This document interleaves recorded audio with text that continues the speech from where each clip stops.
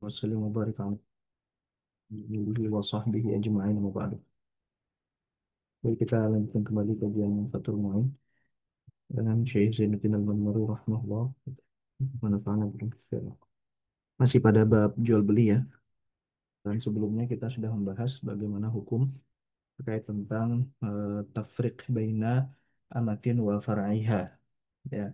Hukum memisahkan antara hamba sahaya perempuan dengan anaknya, gitu. Baik, qala al-mu'allif rahimahullah wa nafa'ana bihi fid dharain.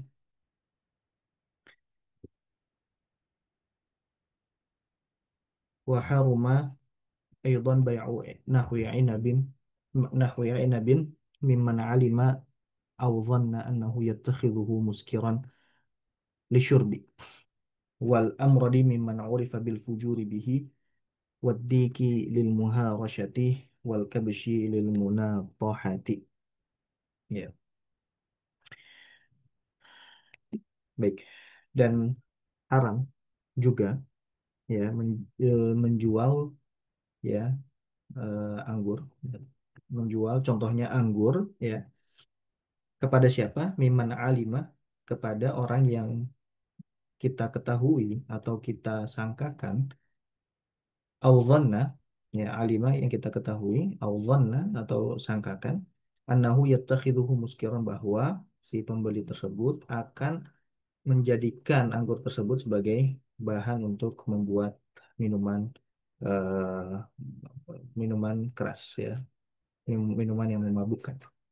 Muskiran lisyurbi, ya, untuk minuman. Nah, em,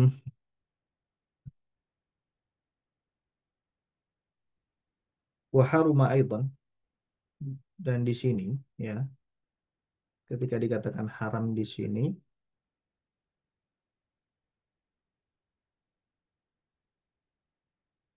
apa namanya, sebagaimana yang sebelumnya, jual beli riba, transaksi ribawi, dan juga memisahkan antara hamba sahaya perempuan dengan anaknya, ya.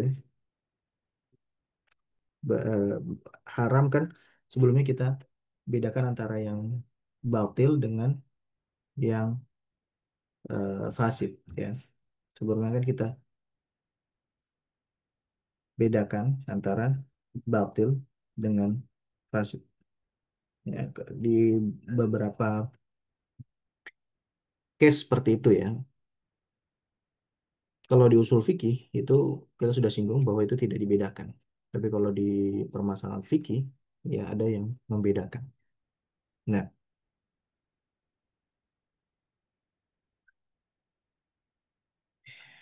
kan tetapi apakah yang haram di sini ini akadnya batal juga? Nah, kemarin kalau perbedaannya apa? Ya, kalau di dalam usul fikih yang namanya batil dan fasid itu disamakan, tidak dibedakan sehingga tidak ada kepindahan pemilikan, ya. Sedangkan di beberapa pembahasan fikih, batil sama fasid itu dibedakan. Yang namanya batil itu, ya, dia tidak berpindah kepemilikan, sedangkan fasid itu dia berpindah, ya.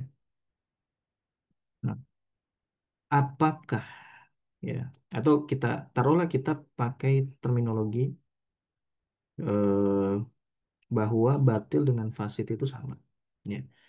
Nah, apakah haram itu yalzamul fasad? Ya, ini jadi pertanyaan. Halil hurmah, ya, yalzamu al fasad awil butlan. Apakah transaksi yang haram itu sudah pasti batil dan fasid? Kalau kita ambil terminologi yang menyamakan antara batil dengan fasid, ya. Apakah transaksi yang haram itu pasti batal atau tidak? Nah, di sini nanti konklusinya di akhir, ya, wa madzalika yasihul baik di sini. Nah, tapi di sini saya karena ada kata-kata aidon, ya, ya, seakan-akan hukumnya sama seperti sebelumnya. Yang hukumnya sama itu hanya haramnya saja, bahwa haram menjual beli anggur kepada yang kita ketahui bahwa dia akan menjadikan sebagai apa minuman keras. Tapi apakah keharaman ini menjadikan akad tersebut batal sebagaimana yang sebelumnya, sebagaimana transaksi ribawi dan juga tafrik itu, atau hanya haram saja? Ya.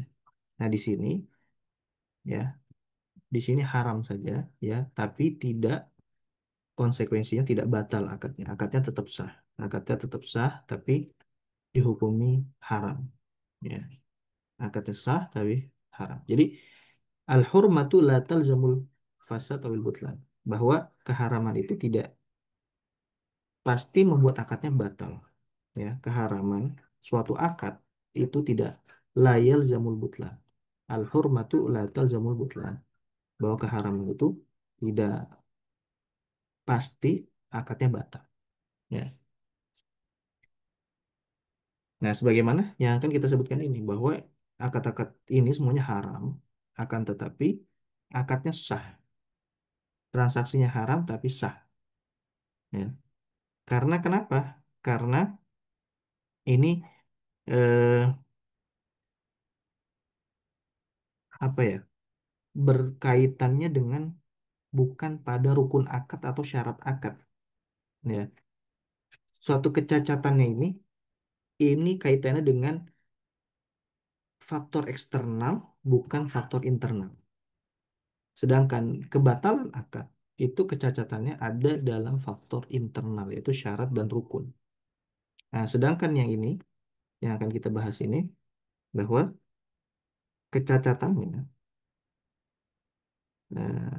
atau distorsinya itu ya ini tidak berkaitan dengan faktor eksternal bukan faktor internal sehingga ya akadnya tetap sah, tetap berpindah kepemilikan, tapi orang yang bertransaksinya itu tetap berdosa. Ya. Baik. Mimman alima au dhanna. Jadi dia tahu secara yakin atau dia mempunyai prasangka, ya, prasangka kuat, ya. Nah, jadi bukan hanya alimah saja, bukan cuma yakin 100% bahwa dia akan membuatnya sebagai minuman keras, tapi juga dhanna. Nah, ada dhanna. Berprasangka, tapi prasangkanya kuat, lebih dari 50%. Jadi 51 sampai 99% ya pengetahuan kita itu disebut dengan zon, zon, ya. Kalau 100% namanya alim, alimah. Kalau 50% itu namanya syakka, ragu-ragu. Kalau di bawah itu namanya wahima. Ya, ini tingkatannya. Nah, jadi yang diambil itu yang alimah dan juga zon. Yang alimah dan zon. Kalau kita ada punya prasangka kuat nih, bahwa dia akan menjadikan karena misalkan dia sebagai seorang penjual homer atau sebagai pemakai homer, kemudian beli anggur di kita, ini kayaknya mm, apa namanya kita dapat eh, bukti kah atau pernyataan dari orang sikoh, ya. Nah, ini bisa apa namanya kalau kita tahu seperti itu maka kita dilarang untuk menjualnya kepadanya, ya.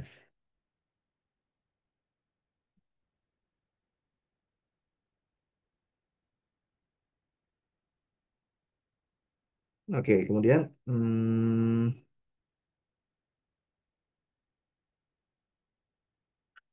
eh, di sini walau kafir, ya, walaupun kita menjualnya kepada orang kafir,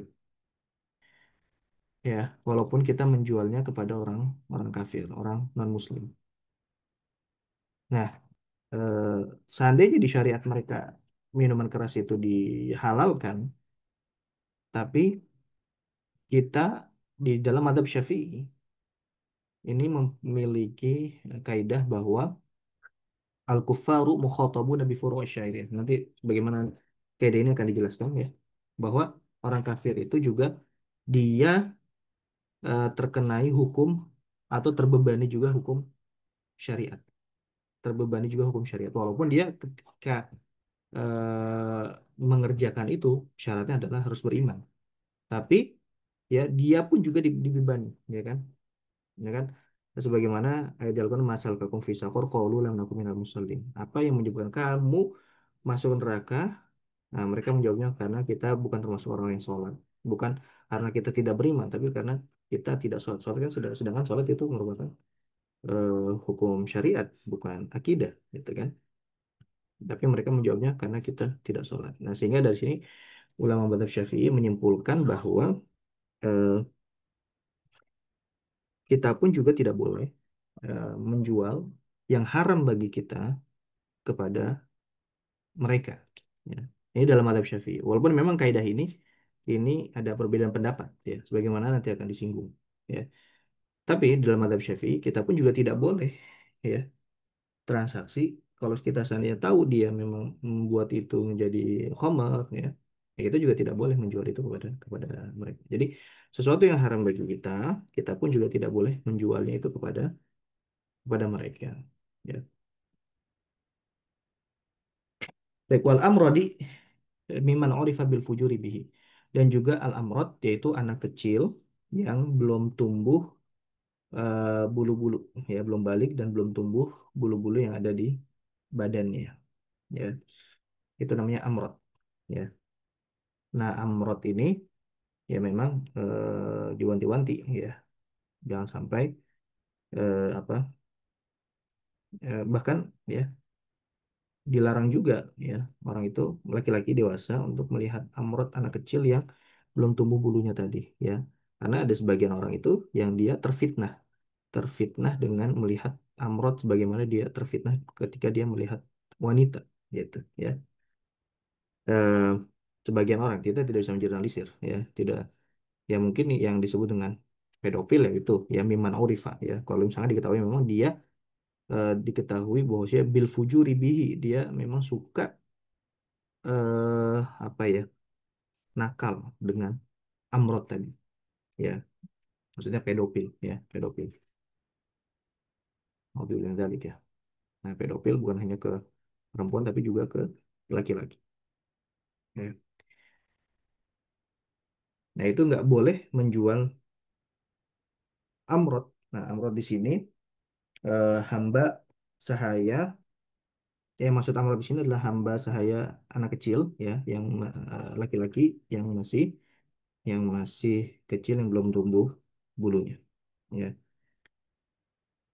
kumis, ya, jenggot, ya, dan yang sebagainya. Nah, itu juga tidak boleh dijual kepada yang pedofil. Kenapa? Karena dikhawatirkan dia eh, melakukan yang tidak-tidak dengan amrod tadi. Kemudian wadiki, wadiki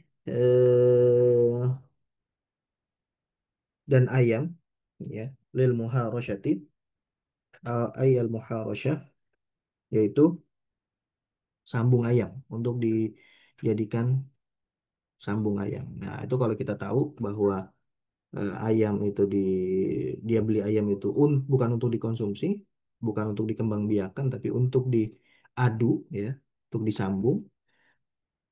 Nah, maka itu juga haram, ya. Itu juga itu juga haram. Wal kabshi lil munatahati, dan juga eh, apa, domba untuk diadu juga, ya, untuk diadu.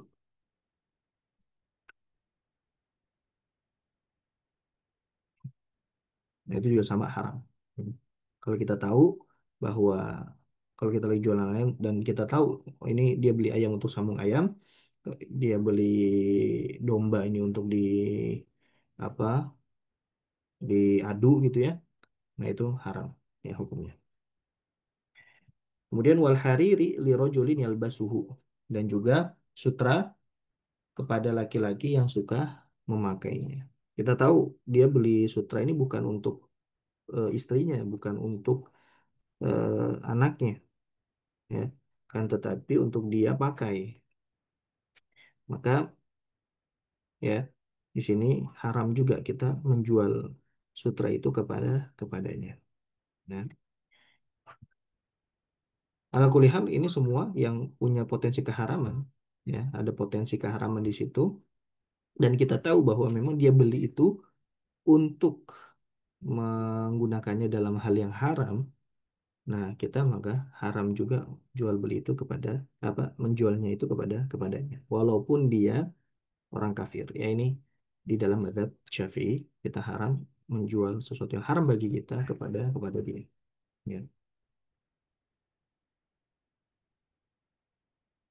Wa kadza bai'u nahwil miski likafirin yashtari li tatyibil sanami. Nah, begitupun juga dengan menjual sesuatu apa namanya nahwil miski seperti parfum yang dia gunakan apa parfum ini dijual kepada siapa? Kepada orang kafir.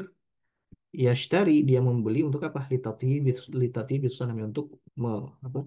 Mengharumi patung, ya mengharumi apa? Patung. Hmm. Nah. Wal hayawani li kafirin ulima annahu ya'kuluhu bila dzabahin. Dan juga hewan kita juga dilarang untuk menjualnya kepada orang kafir, orang non-muslim yang kita tahu bahwa dia memakan hewan tersebut tanpa disembelih, ya tanpa disembelih. Nah, kita juga menjualnya juga haram bagi kita. Nah, kenapa? Ini kan tadi ya masalah yang ini ya dan juga pun yang ini ataupun yang sebelum-sebelumnya. Nah, kenapa itu juga haram kita jual kepada orang kafir? Ya, di annal asoh karena pendapat yang paling sahih ya. Annal kufar bahwa orang kafir orang muslim mukhatabuna mereka juga dituntut ya bifuru'i syariah dengan cabang-cabang syariat ya hukum-hukum fikih kal muslimina indana seperti orang muslim menurut kita indana menurut kita itu menurut ulama mazhab Syafi'i. Maksudnya apa? Mereka tetap dibebani beban syariat. Artinya gini, walaupun kan tidak sah mereka, walaupun misalkan mereka disuruh sholat, ya mereka nggak sah karena mereka belum Islam kan itu. Tapi kenapa? Kok mereka juga dituntut untuk itu semua? Ya karena nanti di akhirat mereka dituntutnya bukan hanya dosa kekafiran saja, tapi juga dosa apa ibadah-ibadah yang seharusnya kita lakukan tapi mereka tidak lakukan. Artinya mereka dituntutnya itu double, ya bukan hanya ke atas kekafirannya saja, tapi juga eh, amalan-amalan yang harusnya mereka kerjakan sebagaimana yang kita kerjakan gitu. Ya. Nah itu pendapat di dalam mazhab Syafi'i. Ini memang kaidah yang khilaf di antara para ulama, tidak ada kesepakatan memang. Kalau dalam mazhab Syafi'i bahwa orang kafir, orang muslim itu dituntut sebagaimana umat Islam untuk melakukan furu' syariah. Walaupun mereka nggak sah melakukan furu' syariah kecuali mereka beriman gitu. Mereka dituntutnya nanti di akhirat. Ya. Nah, sehingga ketika mereka dituntut, nah di dunia pun kita jangan sampai ta'awanu alal birri wala ta'awanu alal ismi wal udwan, walaupun itu kepada non muslim gitu. Ya. Khilafan li Abi Hanifah tak, ya. Ini berbeda dengan pendapatnya Abu Hanifah yang radhiyallahu taala anhu yang menyatakan bahwa orang kafir orang non muslim itu tidak dituntut dengan eh, hukum-hukum fikih, ya radhiyallahu anhu. Makanya di dalam mazhab Abu Hanifah boleh kita transaksi ya yang itu halal bagi mereka di agama mereka, kita boleh menjual itu kepada mereka, ya. Kalau dalam konteks sekarang misalkan ya kita sebagai pengantar makanan misalkan kita tahu nih eh, bahwa apa yang kita bawa ini sesuatu yang haram di agama kita, tapi ini diantarkan kepada orang non muslim, ya kita tahu itu orang non muslim. Nah lalu bagaimana sikap kita? Apakah kita mengcancel begitu saja atau bagaimana? Kalau seandainya ini tergantung kondisi dia ya, kita tidak bisa menjernalisir, kita tidak bisa menjawab satu keadaan untuk berbagai macam keadaan. Ya setiap orang mungkin punya keadaannya masing-masing. Ya, seandainya misalkan dia terdesak, ya terhimpit misalkan masalah ekonomi atau segala macamnya, ya dan dia tidak memungkinkan untuk mengambil pendapat yang eh, kuat, dari madhab Syafi'i ini, ya dia bisa intikal atau berpindah, ya berpindah mazhab. Ya seandainya memang keadaan menuntutnya untuk seperti itu, walaupun ya dia perlu untuk mencari mungkin jalan keluar. Ya, tapi memang yang namanya perkara muamalat ya atau kondisi setiap orang itu kan berbeda-beda ya sehingga dia ya menyesuaikan dengan kondisi dia gitu kan, ya menyesuaikan dengan kondisi dia dan dia makanya tidak ketika kita istiftah ya meminta fatwa kita jelaskan keadaan kita itu segamblang-gamblangnya karena bisa jadi keadaan kita berbeda dengan keadaan orang lain dan ketika orang yang ditanya sedangkan kondisi kita ya kita tidak jelaskan segamblang-gamblangnya kondisi kita ya nah nanti dia khawatirkan yang jawabannya itu tidak tepat ya tidak tepat jawabannya tidak tepat makanya eh, kalau bisa memang apalagi yang perkara yang sensitif ya itu perlu didiskusikan secara apa namanya persuasif gitu secara persuasif dan mendapatkan jawaban yang memang sesuai ya dengan kondisi dia. Ya. Baik. Kalau yajuzu li'anatu alaihima maka tidaklah boleh tolong menolong dalam kedua hal tersebut. Ya. Bukan hanya kedua hal tadi, yang lain juga sama. Misalkan ibadah, ya kita menunjukkan tempat ibadah mereka pun sebenarnya tidak diperbolehkan kalau dalam mazhab Syafi'i, ya karena berangkatnya mereka ke tempat ibadahnya ini kan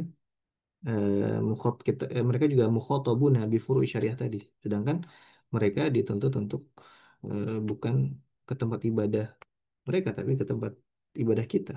Walaupun ya mereka harus masuk Islam terlebih dahulu kan gitu ya. Nah, dalam perkara itu pun juga itu tidak diperkenankan dalam adab kita ya. Tapi terlebih tentu ya apa namanya mempraktekkan pendapat ini ya tentu harus secara bijak gitu ya. Secara bijak khususnya kita di negara yang eh, apa namanya plural ya, plural ya, yang atau di negara yang apa namanya heterogen seperti ini. Ya, untuk menerapkannya pun harus secara bijak. Ya. Baik. Wa nahwu dzalika min kulli tasarrufin yufdi ila ma'siyatin yaqinan aw dhannan. Begitupun juga setiap pekerjaan jual beli ya, yang memang ujungnya adalah kemaksiatan secara baik secara yakin ataupun secara prasangka kuat ya. Wa ma'a dzalika yasihhul bai'u wa ma'a dzalika yasihhu al bai'u. Akan tapi transaksinya itu sah ya. Transaksinya sah artinya berpindah ke pemilikan uangnya jadi milik penjual, barangnya jadi milik si pembeli. Tapi penjual yang tahu akan hal itu dia mendapatkan dosa gitu ya.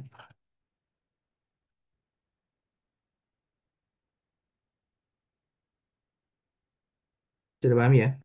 Oke. Untuk yang tadi ya, tentu penerapannya tadi harus secara bijak ya. Di masyarakat kita tidak bisa asal ya, karena kita hidup di lingkungan yang majemuk ya, di lingkungan yang apa plural tadi ya, di lingkungan yang heterogen ya, sehingga mempraktekannya pun harus secara bijak ya. Jangan sampai serampangan dalam mempraktekkan ini sehingga itu akan berbalik malah mencoreng nama Islam itu sendiri ya. Baik, kemudian wa yukrahu bai'u ma dzukira mimman tuwhima minhu dzalik dan dimakruhkan jual beli yang di atas tadi ya kalau tidak sampai derajat dzon tapi tuwhima derajat waham ya kita tadi sudah eh, bahas apa itu waham. Waham itu jika di bawah 50% ya. Waham itu jika dia prasangkanya di bawah kurang dari 50%. Ya, ini waham. Ya, kalau misalkan persangkanya lemah, tapi kita tahu apa namanya, tapi kita ada info nih, ada informan kita yang menginformasi bahwa dia ini kayak gini-gini. Ya, dia mau mau buat homer, dia itu mau mau melakukan kemaksiatan dari barang yang kita jual. Tapi ini informasinya belum kuat, gitu. Informasinya belum kuat, masih di bawah 50%, ya. Maka hukumnya apa? Makruh. Kemudian makruh juga wa bai'us silah linahwi bughatin wa qutta'i tariqin, ya. Dan juga makruh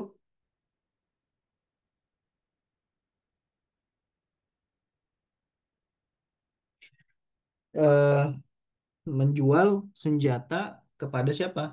Kepada pemberontak. Dan juga makruh menjual senjata kepada pemberontak tadi. Juga dia, kita tahu ini dia pemberontak, tapi kita masih ragu-ragu, keyakinan kita di bawah 50% bahwa dia ini bakal menggunakan senjata ini untuk memberontak atau enggak. Ini masih di bawah 50%. Nah, kecuali sudah tahap kok sudah benar-benar yakin atau prasangkanya sudah di atas 50%, nah ini baru haram, ya. Wakutori torik, begitu juga dengan begal, menjual senjata kepada begal.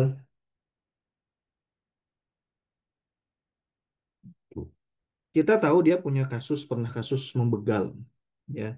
Kita nggak tahu dia udah tobat atau belum, ya kan.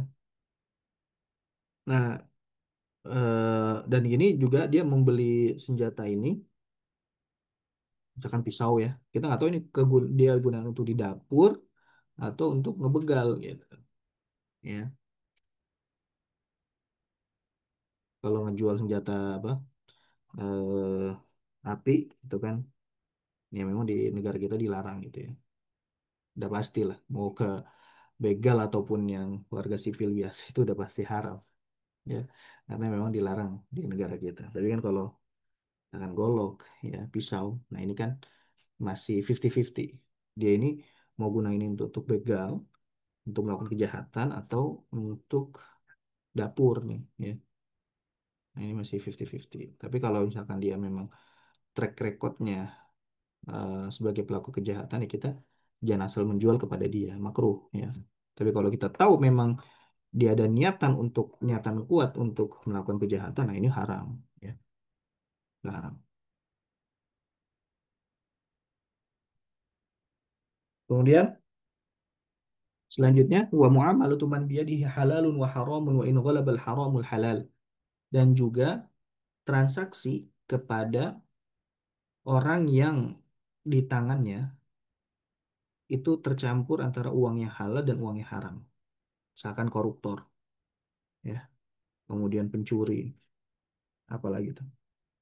Intinya kita tahu track record dia tuh ada jejak keburukannya, ya, dan uangnya sepenuhnya tidak halal, ada haramnya. Nah, boleh nggak kita bermuamalah dengan dia? Boleh nggak kita transaksi dengan dia, menjual barang kepada dia? Nah, pandangan mayoritas ulama, dan itu pendapat yang muktamad dalam mazhab Syafi'i, itu kita boleh. Nah, kita juga boleh bekerja dengan dia, ya, bekerja dengan dia, tapi dalam sektor yang halal. Kalau sektor yang haram, ya tentu haram. Tapi kalau sektor yang halal, kita boleh bekerja dengan dia, ya. Wa in ghalabal haramul halal, walaupun pendapatan dia yang haram itu melebihi yang halal. Ya, pendapatan yang haram melebihi yang halal. Kita boleh transaksi bermuamalah, ya, dengan dia, boleh. Ya, tapi makruh, ya. Nah, ini kan maktuf, ya, maktufnya ke tadi yang sebelumnya, apa hukumnya makruh. Ya, silakan. Ini Ustaz, Hmm, eh, terkait dengan keharaman eh, jual beli yang tadi Ustaz. hmm, Mungkin kalau kasusnya di Indonesia itu nggak terlalu masuk konteks Ustaz. Karena kan kita mayoritas Muslim, terus Hmm. jarang ada barang-barang haram itu bisa diperjualbelikan dengan bebas gitu. Seth. Hmm. Tapi kalau seandainya kasusnya di luar negeri gimana? Seth? Dalam artian, eh, karena waktu itu saya pernah ke Jepang, terus eh, saya pernah ke Family Mart-nya dan itu kebetulan si kasirnya itu mahasiswa Muslim dari Pakistan yang lagi part time di sana gitu. Iya. Tapi di Family Mart itu kan kalau di Jepang ya di situ ada barang, ada wine-nya, Iya. kemudian Iya. ada majalah-majalah haramnya juga nyampur sama barang-barang halal. Iya. Sementara kalau sudah menjadi kemakluman, kalau seandainya ada orang kuliah di suatu negeri ya kemungkinan besar dia akan cari kerja juga di sana gitu untuk Mhm. nambah uang saku. Nah itu kasusnya kayak gitu gimana ya? Apalagi mungkin sebagiannya juga ada yang kerja di restoran uh, Iya. yang di situ juga jual bir dan lain-lain gitu. Di Ah. samping barang-barang yang mungkin juga halal. Itu Hmm. kasusnya seperti itu gimana? Apalagi dia posisinya sebagai pegawai. Iya. Eh, ya tadi kan, memang setiap orang pasti kondisinya berbeda-beda gitu kan. Khususnya yang tadi di luar negeri, bahkan bukan cuma di luar negeri, mungkin yang di restoran Indonesia pun juga akan menemukan kondisi yang sama gitu kan. Di perhotelan juga sama gitu. Eh, nah, kalau seandainya dia memang kondisinya seperti itu dan memang belum menemukan pekerjaan yang memang bebas dari syubhat maupun yang haram, ya dia bisa bertahan terlebih dahulu gitu. Ya, dia bisa bertahan terlebih dahulu, khususnya memang ada pendapat yang membolehkan dan memang di situ misalkan kerjaan yang benar-benar pure halal 100% itu misalkan sulit untuk didapat ya, sedangkan untuk bertahan hidup dia wajib untuk ini ya, apa, untuk kerja gitu, untuk dia bisa bertahan hidup ya, dia bisa apa namanya, mengikuti pendapat yang membolehkan tadi dari mazhab Abu Hanifah ya, yang mana dia boleh tadi dengan apa, dengan pakai kaidah yang tadi bahwa orang kafir tidak dituntut untuk melakukan furu syariah ya, tidak dituntut untuk melakukan furu syariah, sehingga boleh transaksi dengan orang kafir yang mana barang haram tadi halal untuk mereka tapi haram untuk kita gitu, itu diperbolehkan. Kalau memang kondisinya memang eh, tidak ideal. Nah, kalau misalkan kondisinya ideal ya ada pilihan untuk pekerjaan yang lebih baik, yang lebih halal dan yang terhindar lebih daripada syubhat ya. Nah, itu dia wajib untuk memilih itu. Tapi ketika tidak ada, belum ada kesempatan itu ya dia harus bertahan gitu kan. Memang harus bertahan. Kalau tidak ya dia apa namanya? Ya akan sulit lah nanti terfitnah dan juga ya gini aja, ketika kita dalam kan gini, idza tasal amru doko wa idza doko ittasa, itu kaidah yang harus kita pegang gitu juga. Kalau misalkan perkara lagi sempit ya idza doko al amru ittasa, kalau perkara lagi sempit maka kemudahan terbuka, tapi ketika perkara lagi luas idza tasal amru doko, sempit lagi. Ya, kalau misalkan perkara sudah meluas, udah banyak pilihan, ya perkara sempit lagi gitu. Makanya yang tinggal di barat gitu ya, negara-negara kafir ya, baik untuk pendidikan, kerjaan gitu kan. Ya dia belum menemukan yang 100% halal ya, dia mungkin cukup untuk bertahan dulu di situ sampai dia menemukan yang lebih baik lagi. Ya. Itu pun juga kondisi di negara kita gitu ya. Kalau misalkan dia belum bisa menemukan yang terbaik, maka dia bertahan terlebih dahulu. Jangan buru-buru untuk keluar, sedangkan dia belum punya pengganti ya. Ya, terlebih lagi ketika ada pendapat yang masih membolehkan. Ada pendapat yang membolehkan, dia mengambil pendapat yang mudah tersebut ya. Baik adanya gitu kan, idzab tuliya bisyai'in, idzab tulita bisyai'in faqallid man ajaz. Jika kamu eh, diuji dalam suatu kondisi, maka ikutilah pendapat yang membolehkan. Ikutilah pendapat yang membolehkan. Ini seperti itu ya. Allah Ta'ala. Alam. Ada pertanyaan lagi Sat, Oke, terkait silakan. dengan penjelasan tadi. Hmm, apa batasannya gitu Sat, ketika kita memilih pendapat yang membolehkan atau mungkin berpindah mazhab dari mazhab yang biasanya kita pelajari secara serius gitu, Mhm. sehingga kita tidak Hmm. terjebak pada yang bermudah-mudahan. Iya, iya. Yang pertama, yang kedua terkait dengan yang tadi kaidah kita salah dan seterusnya itu, Hmm. apakah itu penilaian kita pribadi atau perlu kita konsulkan dulu dengan orang yang entah mungkin ulama tertentu atau orang yang lebih paham dengan situasi tersebut gitu. Atau Eh, memang itu ya penilaian kita seben- aja dengan kondisi iya. kita sekarang. Sebenarnya sih dia sendiri yang bisa menilainya, ya. Kan apa namanya? Wa in aftakan nasu wa aftauka apa? Istafti qalbak wa in aftakan nasu wa aftauka. Ya. Eh, kita tanyakanlah fatwa itu kepada diri kita sendiri. Ya, karena kita yang paling tahu ya apa eh, kondisi kita ya terkait dengan kondisi kita sejauh mana kita tahu dengan kondisi kita. Variabelnya banyak soalnya, ya. Variabelnya banyak. Orang yang ditanyakan dia mungkin hanya tahu beberapa variabel saja. Sedangkan variabel-variabel yang lain mungkin yang lebih tahu itu kita. Dan variabel-variabel yang tidak diketahui orang yang lain itu atau ulama yang ditanya itu bisa jadi itu variabel penentu, ya, variabel variabel penentu. Nah, itulah. Jadi kita sebenarnya yang tahu ya batas mana yang kita bisa menilai diri kita di situ, ya. Kadang ada orang yang kuat, kadang ada orang juga yang tidak kuat. Nah, kuat atau tidaknya ini kan kita tidak bisa apa orang orang lain itu tidak bisa mengukur kapasitas diri orang lain, ya. Tidak bisa mengukur. Ada orang yang kuat di apa namanya diterjang berbagai macam cobaan, apa segala macam gitu ya. Itu dia kuat, dia tetap bertahan. Tapi ada juga yang nggak kuat, ya. Ada juga yang nggak kuat. Misalkan dia tiba-tiba resign, kemudian dia jatuh, dia nggak kuat. Keimanan dia akhirnya tergoncang, ya. Keimanan dia tergoncang.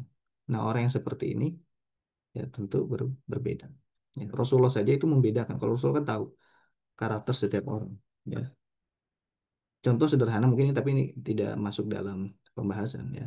Kenapa Rasulullah itu membedakan antara eh, apa harta rampasan perang kepada orang yang mengikuti perang Hunain. Orang yang baru masuk Islam diberikan jor-joran tuh harta rampasan perang. Sedangkan orang lama, ya, dari kalangan muhajirin dan kalangan ansor maupun muhajirin, ansor khususnya, mereka nggak dapat apa-apa. Ya, mereka cemburu, cemburu di awal-awal cemburu. Sempat ada yang protes, ya, bahkan protesnya sampai kenceng. Akhirnya diberitahukan kepada Rasulullah, ya. Dan memang hikmahnya juga untuk memperkuat, ya, karena orang yang baru masuk Islam ini kan imannya masih lemah, ya, imannya masih lama sehingga perlu diperkuat. Nah, ini jadi faktor itu kan berbeda-beda tadi, ya. Nah, dan yang bisa menilai eh, mafsadat mana yang lebih besar dan maslahat mana yang lebih besar, mafsadat mana yang lebih kecil, maslahat mana yang lebih besar tadi, ini kan ya diri kita, ya. Kecuali kita memang sudah konsultasikan segala macam variabelnya itu kepada orang tersebut, kepada ulama tersebut. Kemudian dengan ulama tersebut, oh iya, ini apa kamu memang bisa untuk keluar, ya, resign, silahkan gitu cari pekerjaan. Nah, jadi seperti itu. Walaupun terlebih lagi ya, kalau ini tadi kalau masalah eh, yang pendapat apa namanya ya intikal yang tadi, ya. Walaupun dalam madhab Syafi'i sendiri, apakah boleh intikal bit tasyahi? Ini permasalahan beda lagi. Al intikal bit tasyahi. Intikal madhab dengan seenaknya saja gitu kan. Tanpa ada perkara yang jelas. Nah, ini memang ada perbedaan juga di dalam pandangan ulama gitu. Ya, ada perbedaan. Artinya gini, artinya kalaupun dia berpindah mazhab, ya berpindah dari pendapat yang dia yakini kebenarannya kepada pendapat yang lebih memudahkan, ya karena tanpa alasan gitu ya tanpa alasan, ada ulama yang tetap membolehkannya. Ya, ada ulama yang tetap memboleh. Apalagi jika dengan ada alasan, ya. Apalagi jika ada alasan dan alasan itu cukup kuat misalkan. Nah, ini eh, insya Allah, ya, insya Allah tetap diperbolehkan. Ya. Mungkin seperti itu ya.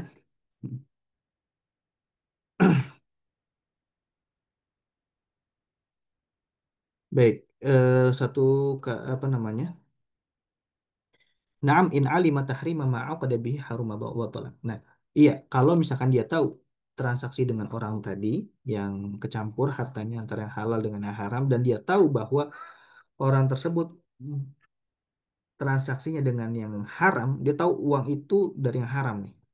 Ini bukan tercampur lagi, tapi memang dia habis ulang mencuri, habis itu dia jual hasil curiannya ke kita.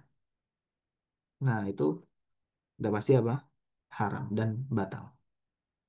Haram dan batal. Penadah ya kalau kayak gitu. Dia tahu nih, oh itu barang curian. Kemudian kita membelinya, ya berarti itu kita kena pasal apa? Penadah ya, penadah. Nggak ada surat-suratnya, nggak ada ini. Jadi haram dan batal. Ya, baik mungkin sampai sini dulu. Ya, ada yang mau didiskusikan mungkin sebelum kita tutup? Sudah satu pertanyaan, Seth. Iya, Ini, silakan. jadi ada satu kasus di mana teman saya waktu itu eh, beli tiket konser musik. Iya, eh, di dan kita tahu bahwa eh, pada akhirnya di konser musik itu tuh banyak keburukannya lah saat itu. iya, Sampai akhirnya dia ragu, tapi dia ragu untuk datang, tapi dia sayang kalau seandainya nggak datang karena hmm, tiketnya udah keburu dibeli. hmm, Dan akhirnya saya bilang ya udah sini saya beli aja tiketnya gitu, hmm, biar dia nggak datang. hmm. Nah, eh, apakah transaksi itu dibolehkan, Ustaz?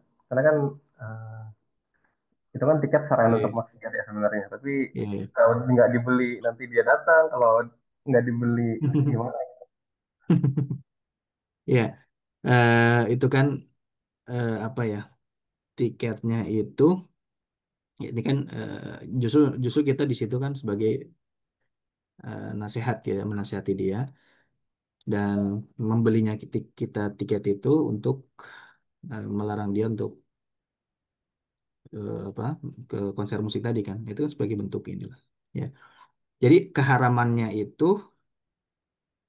bukan di apa namanya, justru di sini kita menolong ya, i'anah ya, menolong dia untuk terjebak dalam dari terjebak dalam kemaksiatan kan gitu ya. Barang yang kita beli ini bukan barang yang apa ya istilahnya tuh, ini kan pintu ya menuju suatu yang haram. Jadi kalau tiketnya saja ini kan baru pintu, baru pintunya saja gitu kan. Nah, kita halangi pintu itu dengan kita membelinya ya, kita membelinya supaya dia tidak masuk. Ini insya Allah diperbolehkan. Nah, yang dimaksud di sini itu kan barang yang memang benar-benar haram secara langsung. Kalau ini kan yang tadi tiket itu tiket tiketnya tidak haram, zat tiketnya. Tapi yang haram itu ketika tiket itu dipergunakan untuk apa? Datang ke konser musik tadi. Itu baru rangkaian yang haramnya seperti itu. Tapi kalau hanya tiketnya saja itu tidak. Sehingga ketika kita beli tiket untuk menghalangi teman kita datang ke konser musik tadi, nah itu justru malah menjadi pahala buat kita karena kita telah menghalangi dia untuk tidak berbuat kemaksiatan. Ya, wallahu taala alam. Ya, ada lagi?